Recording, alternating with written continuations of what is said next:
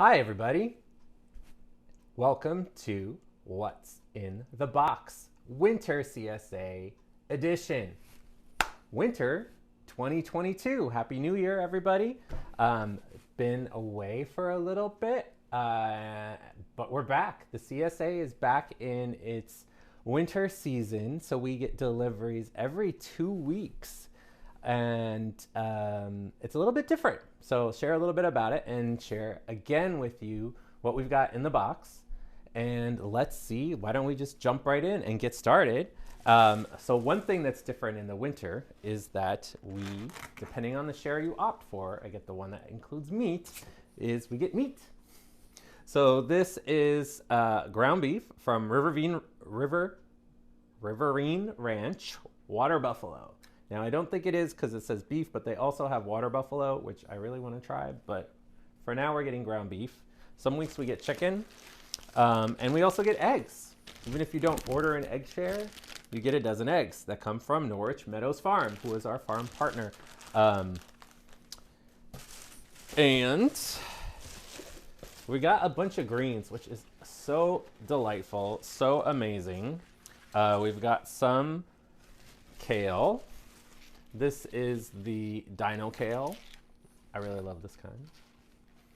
And it's just like delicious and nutritious, as they say. This looks like collards, so I'm going to say it's collards because that's what it looks like. Nice young ones. And there's some other kind of kale. So we got a whole variety of greens, which is just awesome for the winter. And cool weather plants. Cool weather plants. All right, more kale, collards, and bok choy. There are a few of these coming out. By the way, our winter share box is larger than the summer share box. It's every 2 weeks, but it's huge. It does not fit on the back of my bicycle. I will tell you that much for sure. Leeks. They smell good. Okay, we got leeks. Can use them for soup. We'll use them like onions. Oh, I am so excited about this because we are going to talk about celery and celery root. So here is the celery root, which I'm always inspired by celery root to make something that's kind of creepy, like a Halloween costume. Somehow I want to make, I don't know yet how to do this, but to make a Halloween costume out of celery root because it's just always so creepy. But you see at the top, there's a whole bunch of different varieties of celery, and this one is grown for its root. Other ones that we eat are more grown for eating. And even among those, there's different kind. There's the kind that are the Italian celery, which is more like wild celery, and that's used more for soups and seasonings. And then there's the kind of celery, cultivated celery that we can get in the stores that we eat. Totally different.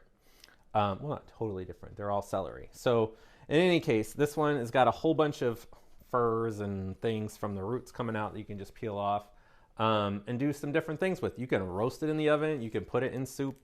I was just reading that you can also just grate it up and eat it raw, which I kind of want to do.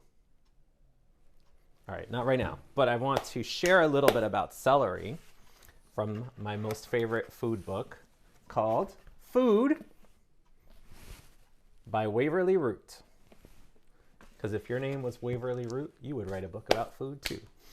So, celery, its ancient name is spelled A-C-H-E. Now that could be ache, but it could be ashe. So however you want to pronounce it, I have no idea. But it is a native of the Eastern Mediterranean. And the original form grew in kind of wet soil, like among the willows. And at different points in time among the Greeks and the Romans, and I think the Egyptians as well, it was used in different ways. One way as a funeral plant for decorating tombs.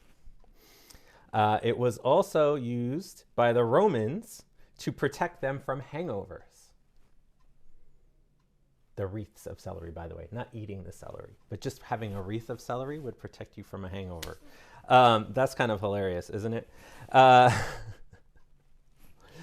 Let's see. Then, with the fall of the Roman Empire, celery kind of falls out. It's not widely cultivated at all until maybe like the 16th century. In France, it comes back. It was actually used.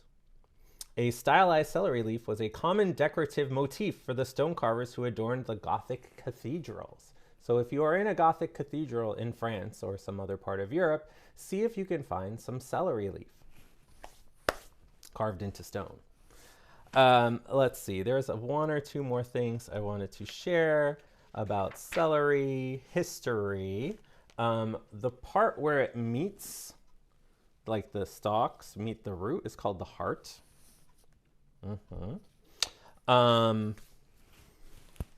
That some people consider a more of a part vegetable, but you know, you can do all these different things with it. There's some interesting recipes that people have used, ancient recipes, to, let's see, one involved cooking celery with honey and pepper. Another was with lemon, pomegranates, and beets.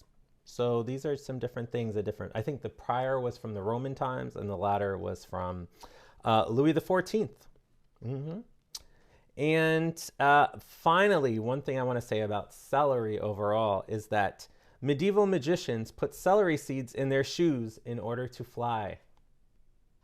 But this practice seems to have been abandoned since the invention of the airplane, adds Miss Waverly Root. So there you have it, celery seeds and flight. Okay, let us move on. Oh, bonus, I got another one. Oh my gosh, there's two. So we definitely need to do a celery root thing on a separate video. Come back for that. This is a squash. One of those, what is it called? Kabocha, something with a K. Pumpkin, it's basically a pumpkin. Don't quote me on that, but more pak choi and leeks for sure. You can quote me on that. Radishes, daikons. Those are good raw. You could cook them too, but they're just good raw. Shred them into your salad. That's what I like. Shredding them into salad. Now, I was totally not thinking straight and went to the store 2 days ago and I bought a whole bunch of onions and garlic and potatoes.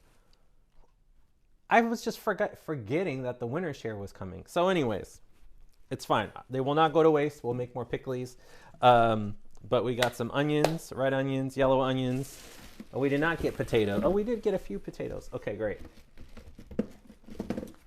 Carrots. Garlic.